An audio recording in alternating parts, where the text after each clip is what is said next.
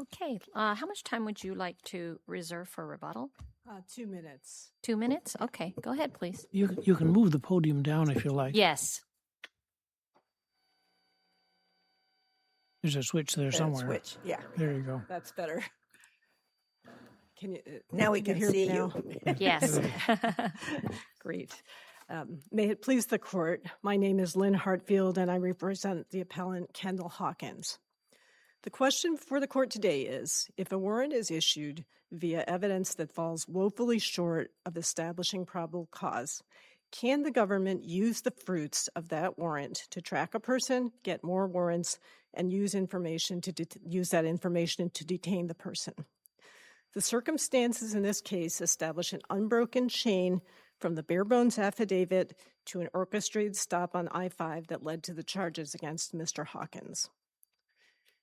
Now, the government argues you don't need to bother with the affidavit because Hawkins's companion was speeding, and that provided an independent basis. But the problem with that argument is that this traffic stop was anything but independent. We know that because the government said as much, said that in their affidavits to get a subsequent warrant. It said that in incident reports, and it even said that in filings in the district court.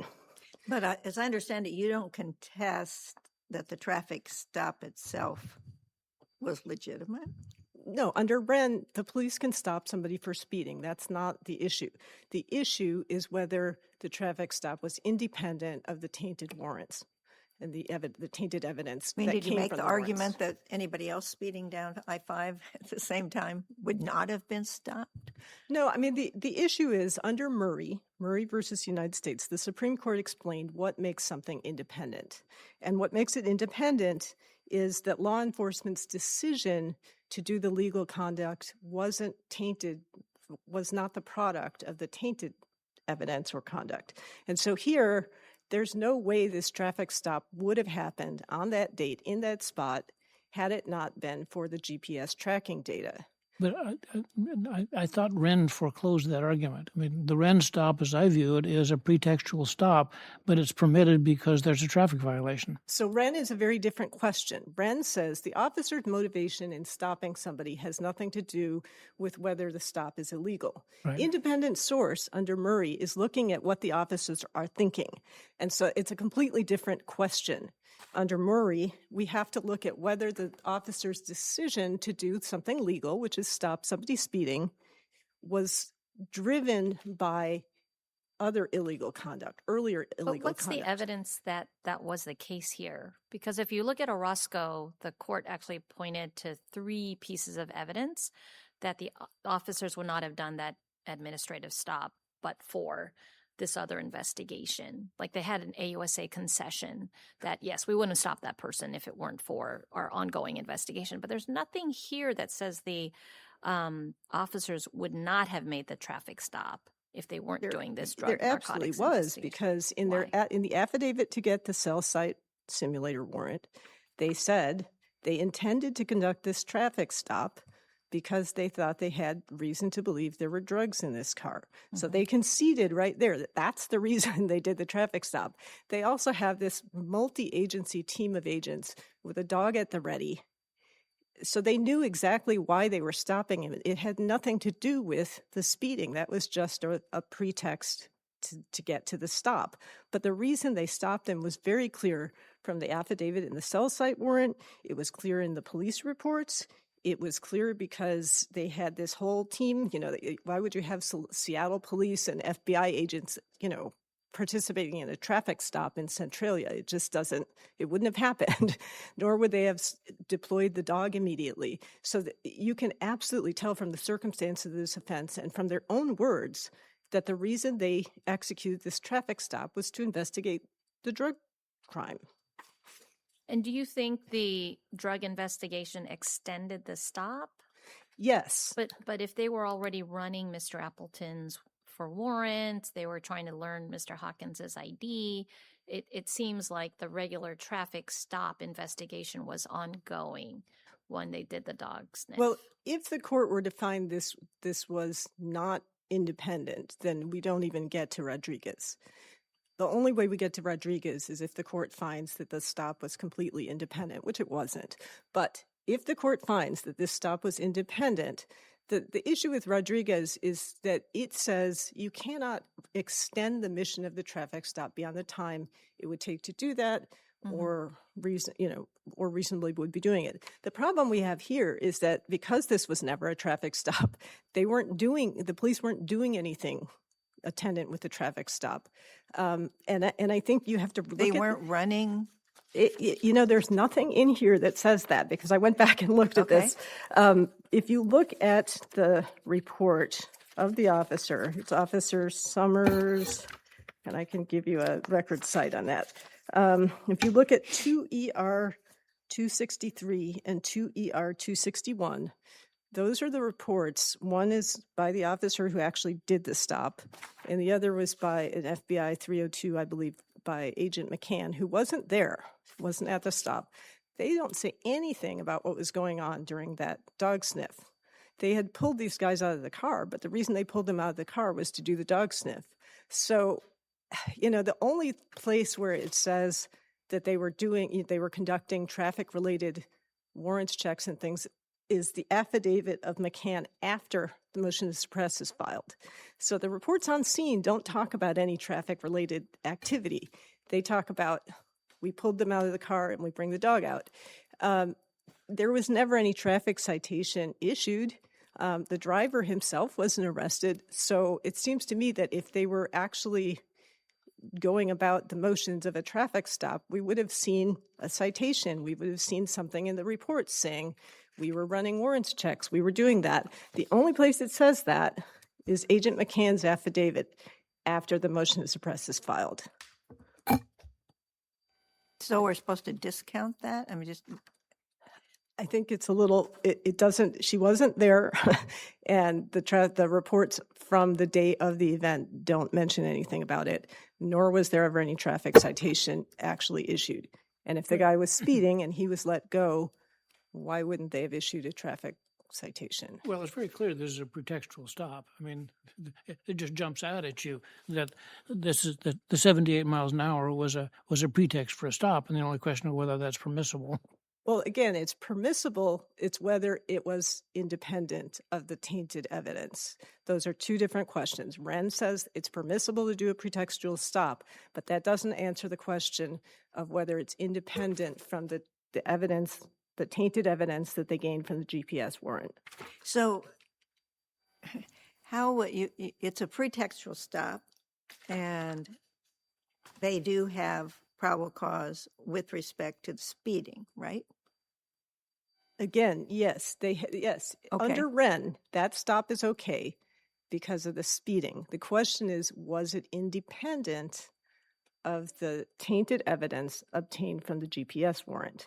That's the question we have here. Not Wren. So you're really Murray. trying to give different meaning to the word pretextual. So Absolutely. What is your best case that would say that even though this was pretextual, it wasn't independent? And that's what's required. Well, Murray is the case that you should look at, because Murray says when we're deciding whether something is independent of prior illegal conduct, we have to look at what the officers were thinking. Under Wren, that's a completely different question. Wren is looking at, could the police stop somebody even if it was a pretext? But that has nothing to do with independent source. So that's why Murray is the case you should be looking at, not Wren. Let me ask, are you also contesting that the officers couldn't take Mr. Appleton and Mr. Hawkins out of the car for safety because of the unloaded magazine? They could have taken him out of the car, but the question is, again, when they ran the dog, were they doing traffic-related activity? And the answer to that is there's no evidence they were, because they knew they were going to stop this car. They brought the dog out, within a minute or two, and started going around the car. So whether they could have ordered them out of the car is not the issue. The issue is whether the dog was part of the traffic stop, and it wasn't. The dog was part of the drug investigation. Well, once they've seen the so-called drum magazine in the glove compartment when he's getting out his registration documents, is that enough to trigger the dog? I understand the dog was triggered for different reasons, but would that have been enough? No, because one, a drum magazine by itself is not illegal. There's nothing illegal about having that under Washington law at that time. Secondly, dogs don't sniff guns; they sniff drugs. So the fact that somebody has a unloaded drum magazine doesn't give any reason why you would bring a drug sniffing dog. So no. I think just going back to the GPS warrant itself, the district court correctly found there was no probable cause. And what we have is an extremely bare bones tip. We have a guy who says there's somebody named Kendall. This is his phone number. He lives in Arizona and he drives drugs up to Seattle. The problem with that is that the agents did no corroboration, virtually none. All they did was find out that there was somebody named Kendall Hawkins who lived in Arizona and that he lived at addresses that were associated with that phone number. That says nothing about drug dealing. It says nothing about anything, really. Anybody who's ever lived with somebody else has an address associated with that person's phone. It just doesn't cut it. But the circumstances of this warrant are extremely telling, which is we have 2 paragraphs in a 37-page warrant application, which had to do with a very large drug trafficking organization that the government had been investigating for 2 years. And the only connection of Mr. Hawkins to that DTO was the informant said he was selling drugs to this guy named Kenneth Lee. Kenneth Lee had been arrested 6 weeks earlier. So there was, at that time, really no connection between Mr. Hawkins and this DTO. And yet, the government chose to put, or the agent chose to put that in this big warrant application. And that goes to good faith. Not only was this a bare bones two-paragraph recitation, but the way the agent structured the affidavit evidences a lack of good faith. And that is to say, putting this person who's not really connected to this organization, and, you know, as an aside, he was never even indicted in connection with this organization, putting that in with all this, knowing that the magistrate has seen multiple warrant affidavits, multiple requests for permission to track from this organization, sticking him in there was deceptive. Not noting that the one alleged connection had been arrested 6 weeks earlier, not putting that anywhere in the section with Mr. Hawkins. But it's in there, right? You're just saying it's not in a prominent location or a location that's satisfactory to you, correct? That's why there's no Franks violation. But we're talking about good faith, which is, again, a different question than Franks. We're talking about whether the government can take advantage of the good faith exception. And if you look at those 2 paragraphs and you think about whether those 2 paragraphs, if they had been submitted as a standalone affidavit, which I doubt any prosecutor would have bothered to do that, but I don't think any magistrate judge would have issued a warrant based on those 2 paragraphs. And for those reasons, the government should not, or the agent should not have been able to take advantage of the good faith exception, and the district court was wrong on that.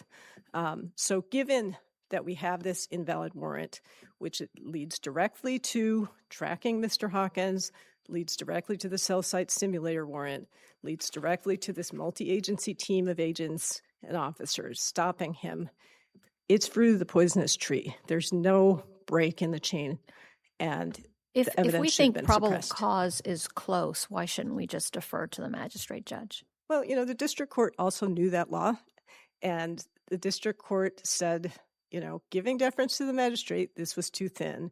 And the district court also agreed that the evidence relating to Kenneth Lee was too stale. And this court should uphold the district court's finding because it was based on a much more thorough examination of this warrant. It had the benefit of the adversarial system.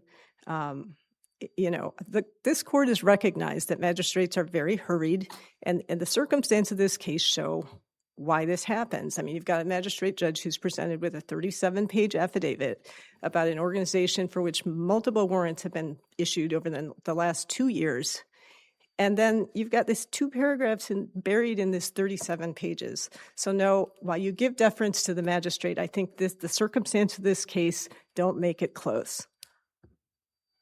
All right, any further questions? You have only like 22 seconds left, but we'll give you 2 minutes for rebuttal. All right, thank you, Your Honor. Thank you.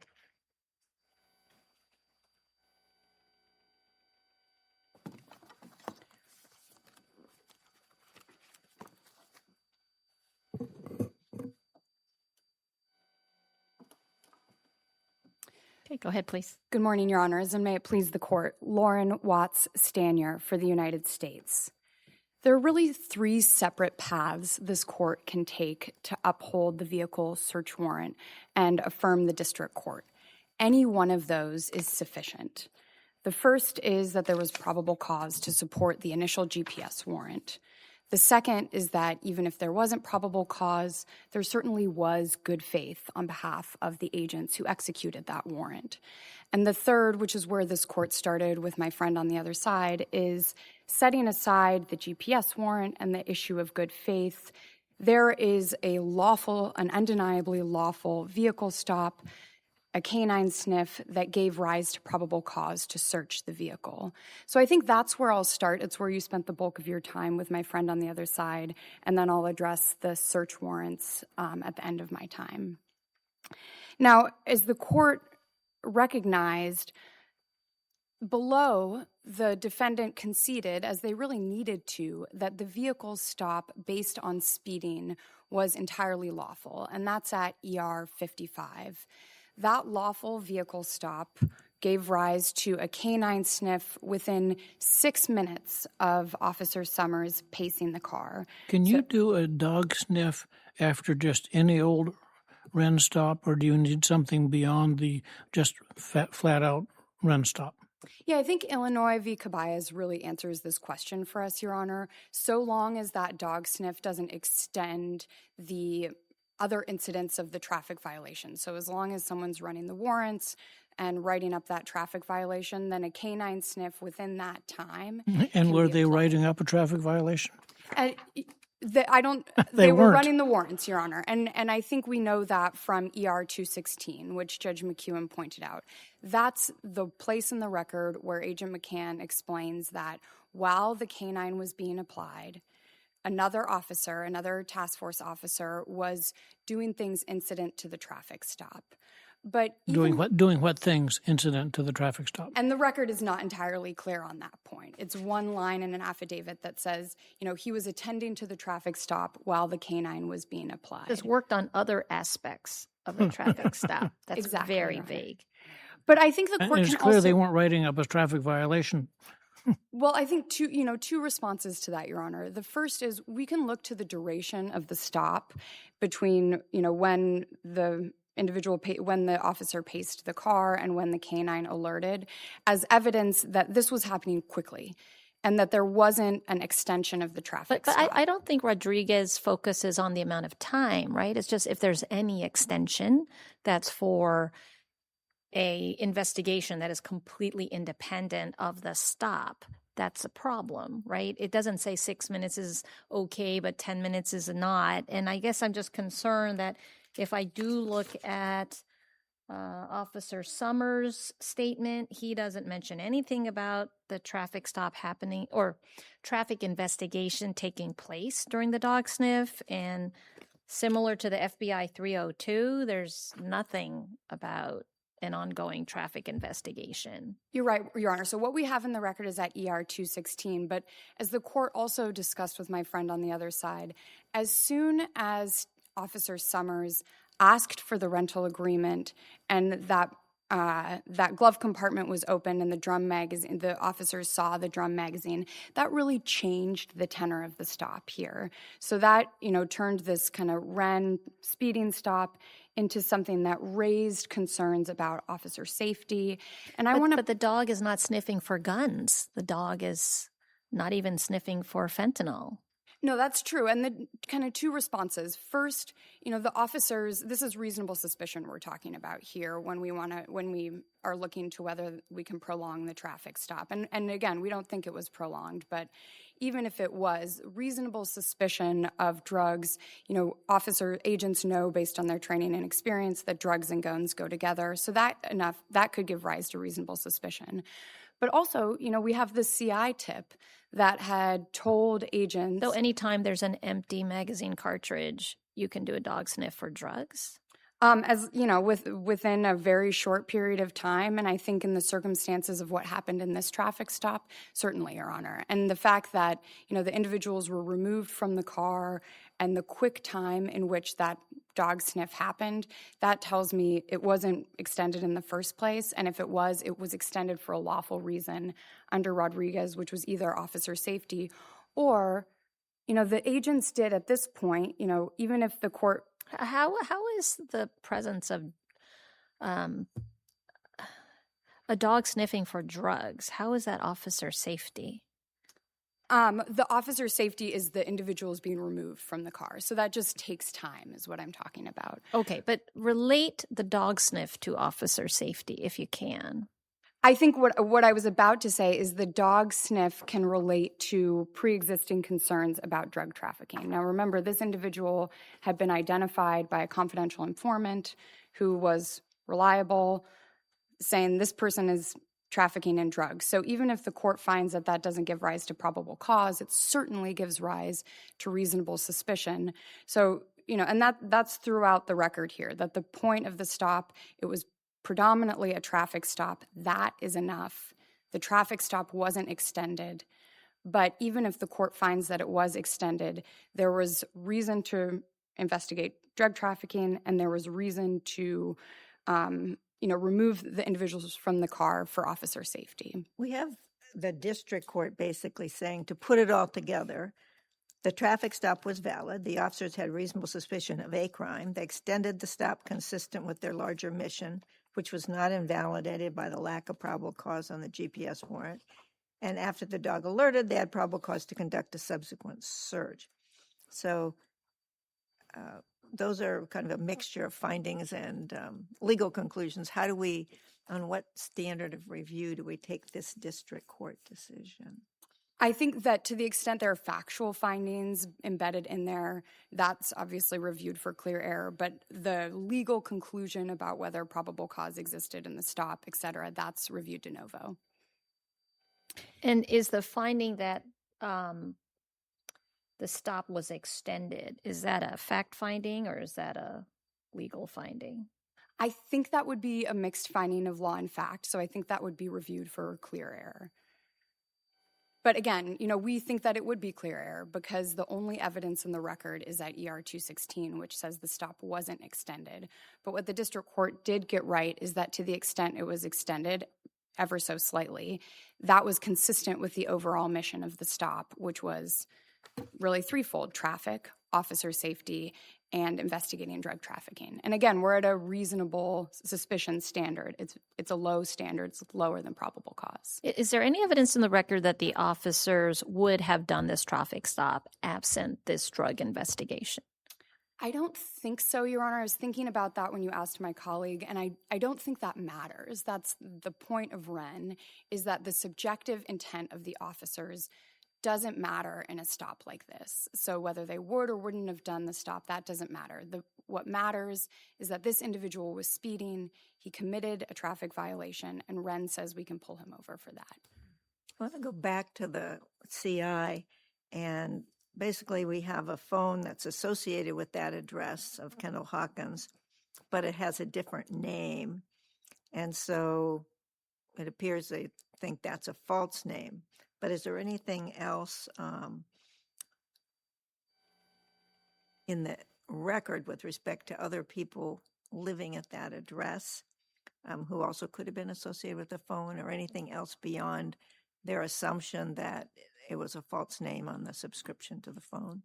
I'm not aware of anything else in the record indicating other individuals were living at that address, but there are two touch points between Kendall Hawkins and the phone. So when the agents got subscriber information for the phone, as you pointed out, Your Honor, it was in a different name from Kendall Hawkins, but associated with an address also associated with Kendall Hawkins. And then different information or kind of subsequent information associated the phone and Mr. Hawkins with a second address. So, that's significant. There are multiple touch points that are connecting this phone to Kendall Hawkins, and in addition to the fact that the CS knew the first name of the person that he said owns the phone. So I don't think it's correct at all to say that there was no corroboration of this confidential source's tip. The confidential source was known to law enforcement. They had a 5-year relationship with a local law enforcement agency during which they had provided reliable information. They were a paid informant. That 5-year paid informant relationship is really important because the CS has incentive to provide accurate information. So, that's two of the Gates factors right there. And then the corroboration, there was some corroboration. So the agents were able to see that this individual the CS accurately captured TT86, which was a telephone number associated with someone named Kendall. That Kendall lived in Arizona, and 2 houses or 2 residences connected him with the phone. And we think that that's sufficient for probable cause. It's close, but we think it's enough. And on an affidavit like this, there is significant deference owed to the magistrate judge, significant deference. But even if this court disagrees, there was at least a colorable argument for probable cause, which is what the good faith standard is. And the good faith standard is an important standard in this case because the agents went to the magistrate. They presented a warrant. They presented it in a really straightforward manner. Now, there's some suggestion from my friend on the other side that this was a lengthy or deceptive warrant somehow, but the court just needs to look at the warrant to know that that is not the case. There's a very clear header that says probable cause for TT86, Kendall Hawkins, and then below that header, there's the probable cause set out really clearly. So the magistrate judge had everything that she needed in this search warrant to make an evaluation of probable cause. And again, we think Can I ask you, what should we make of the fact that it's lawful to possess a magazine? I don't think that really bears on this conclusion because when the individuals saw, officers can get shot with lawful guns. So when the officers saw a magazine in the glove compartment, they had every right to say, that raises some concerns for officer safety. We can take them out of the car. And we can, make sure we're investigating or kind of taking concern for officer safety. So I don't think the lawful nature of the magazine really bears on the officer safety analysis. What about the fact that the dog wasn't trained to sniff for the narcotics that were actually in this car? That also is not relevant, Your Honor. What we look at when we look at probable cause is we look at what the facts giving rise to the circumstances at the front end, not at the back end. So, for example, if the agent had found nothing in the car, that wouldn't invalidate probable cause just because in hindsight there wasn't anything in the car. And that's for good reason, Your Honor. We're not arguing just because something was found in the car that, the dog, that the canine was valid. It's something that we look at kind of moving forward. Now, there are 3 ways that this court can affirm the district court, and we think any one of them is sufficient. First, given the deference owed to the magistrate judge here, there was enough to support probable cause. Second, even if this court finds there wasn't enough to support probable cause, there certainly was a colorable argument for probable cause. And the agents, candidly did everything right here. And one of the things the courts can look at when they think about probable cause is they can think about kind of the whole duration of the investigation. One fact the court may consider is the agents didn't need a search warrant to search the vehicle on the side of the road that evening, but they decided to get one out of an abundance of caution. So that just goes to their good faith. And then finally, the traffic stop, it was sufficiently attenuated from anything having to do with the GPS warrant. It was lawful, it wasn't extended, or to the extent that it was. But why should we rely on the vague statement of somebody who wasn't there? Well, as Agent McCann says in her affidavit, she was in constant contact with the individuals who were there. She was also the lead investigator on this case. She had her thumb on the pulse of the entire case. That's also in her affidavit. But she would understand that the extension was going to be a key issue. And all she could say is they worked on other aspects of the traffic stop. I mean, I think that that's what the record that the court has in front of them, and I think that that is sufficient. There's nothing in the record to invalidate Agent McCann's statement, and the duration of the stop, while I agree it's not sufficient, it's an important fact to look for. It's hard to imagine a 6-minute stop that's been extended or kind of deviated in any way, and really what it looks like is that the individuals were removed from the car and kind of passed the canine as the canine came back to the car and alerted on the drugs. I see I'm out of time. I'm happy to answer any additional questions the court has. We would respectfully ask the court affirm the district court. Thank you. Thank you. We don't have any more questions. All right, go ahead. You have 2 minutes. Just a few quick points. I think the government just conceded that this stop was to investigate drugs. That is a different question. I cannot highlight that enough. In spite of her calling this a Wren stop, Wren is a separate issue from whether this stop was independent of the tainted evidence from the warrant. Those are two separate issues, and I want the court to make sure to look at those two questions separately. I'm not contesting that the police can't stop somebody for speeding, even if they want to stop them for a drug investigation. The question is whether it was independent of the evidence gathered from the warrant. Secondly, in terms of corroboration on the warrant, if you look closely again at the words in the warrant application, there was no corroboration that this was even Mr. Hawkins's phone. All they corroborated was that this phone number was subscribed under one person's name and that the addresses were associated with Mr. Hawkins. That could be true with anybody sitting here who's ever lived with somebody else, that their phone could be subscribed in one name and it could be associated with addresses where they once lived. So that's not sufficient to show anything about him other than that he has a phone and he somehow is associated with it at some point, but doesn't say anything about corroborating he's a drug dealer. Third, when we look at the informant himself, it is true, yes, that he was a known informant, but nothing else about him or his tip under Gates or any of the other cases would say that he is reliable. I mean, he's got convictions for false information. It doesn't say that he's actually made cases before. It says he just wasn't closed for cause. Those are two different things. He's a paid informant. He didn't give any predictive information. He didn't give any basis of knowledge. So when you look at the Gates factors, he wasn't a particularly reliable informant. And the last thing I'd say regarding McCann's statement in her affidavit in response to the motion to suppress, McCann wrote a report right after this traffic stop happened, and she didn't mention anything about traffic-related work being done while the dog was being led around. And I think we have to look at what was written at the time, the police report by the police officer and the police report by McCann, who was supposedly talking to them on the phone. Nothing Are you about referring them. to the FBI 302? Yes. Okay. So there's the FBI 302, and then there's the report of Officer Summers, and neither of them mentions anything about traffic infraction-related activity taking place. So I'd ask the court to look at all of those things. And in closing, I'd say tracking somebody via GPS is an extremely intrusive thing to do. The government is basically tracking somebody's every movement for weeks on end, and they shouldn't be able to do that by taking shortcuts. And so this case is important, and I'd ask the court reverse Mr. Hawkins's convictions. Okay, I want to thank both counsel for your extremely helpful arguments, and we are adjourned for the day. Thank you.